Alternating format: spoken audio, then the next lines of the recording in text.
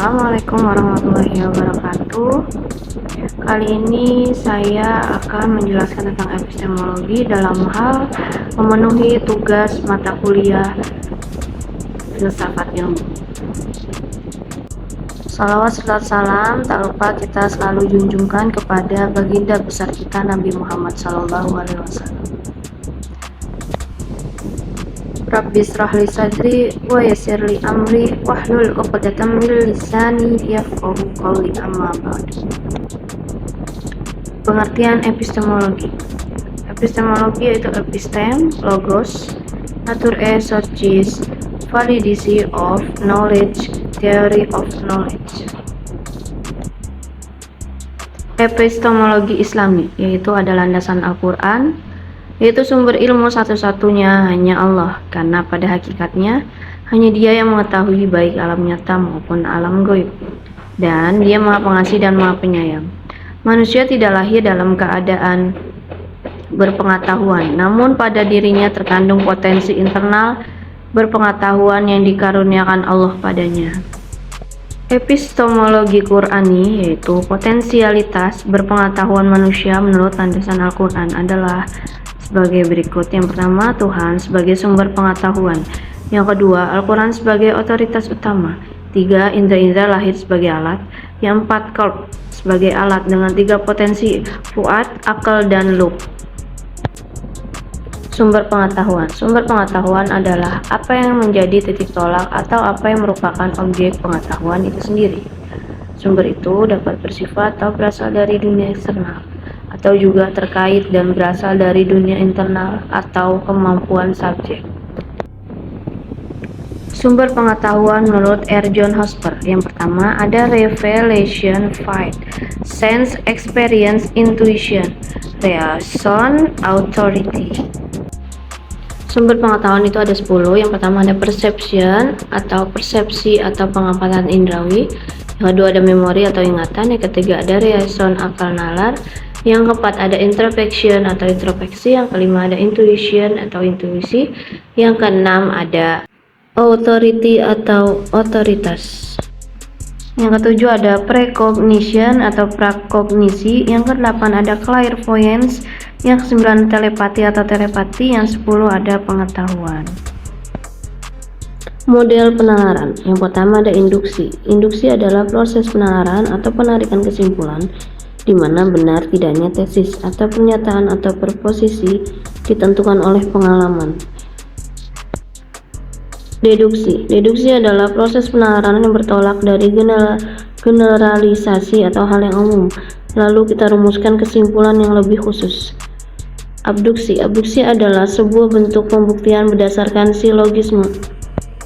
Dialektika. Dengan berdialog dapat dilakukan proses bermacam membandingkan, menyisihkan, memperjelas, hingga menolak, kemudian baru ditarik pengertian umum atau definisi.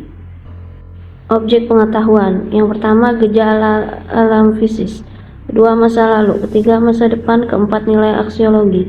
Kelima abstraksi. Keenam pikiran. Teori kebenaran, korespondensi, pragmatis, koherensi, performatif, paradigmatis. Teori kebenaran korespondensi ialah menyatakan bahwa satu teori atau proposisi benar bila proposisi atau teori itu sesuai dengan fakta atau kenyataan. Kebenaran adalah kesetiaan pada realitas objektif.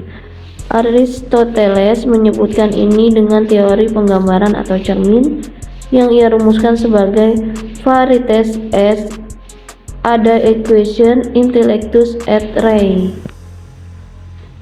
Teori kebenaran konsistensi atau koherensi. Kebenaran adalah adanya saling hubungan antar putusan-putusan atau kesesuaian atau ketaat asasan dengan kesepakatan atau pengetahuan yang telah dimiliki. Teori kebenaran ini umumnya terdapat dalam matematika dan logika atau kelompok epistemologi idealis. Bagi penganut teori kebenaran ini, konsistensi suatu pernyataan atau teori dengan sistem pernyataan sebelumnya sudah diandaikan kebenarannya dan menjadi tolak ukur kebenaran. Teori kebenaran pragmatis. Pragmatisme adalah aliran filsafat yang terlahir di Amerika Serikat akhir abad ke-19 yang menekankan pentingnya akal budi rasio sebagai sarana pemecah masalah problem solving dalam kehidupan manusia, baik masalah yang bersifat teoritis maupun praktis. Teori kebenaran performatif. Kebenaran performatif maksudnya adalah bahwa satu pernyataan dikatakan benar bila apa yang dinyatakan oleh seseorang dilakukan sesuai dengan tindakan dan kewenangan yang ada padanya. Tuturan performatif menurut Austin tidak dinyatakan benar atau salah, akan tetapi berhasil atau gagal, yakni berdasarkan apakah perbuatan yang dinyatakan itu dilakukan atau tidak. Ia mengklarifikasi tuturan performatif atau wajar atau tidak wajar untuk menentukan apakah satu tuturan performatif wajar atau tidak. Teori kebenaran paradigmatis. Teori kebenaran paradigmatis dapat diturunkan dari konsep paradigma Thomas Samuel Kuhn. Menurut Kuhn, ilmu pengetahuan dikonstruksi atas paradigma tertentu. Dalam dunia ilmiah, ada sekelompok ilmuwan atau komunitas ilmuwan yang mendukung paradigma tertentu. Ada kriteria yang berbeda antara satu paradigma dengan paradigma yang lain, sehingga kebenaran tergantung pada paradigma yang digunakan.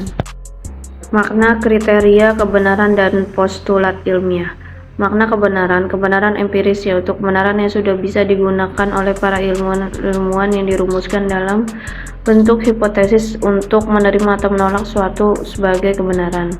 Kebenaran logis itu yaitu kebenaran yang masuk akal yang dapat diterima oleh orang banyak, di mana kebenaran tersebut merupakan pernyataan hipotesis yang secara logis atau matematis sejalan dengan pernyataan lain yang telah dilakukan sebagai suatu kebenaran.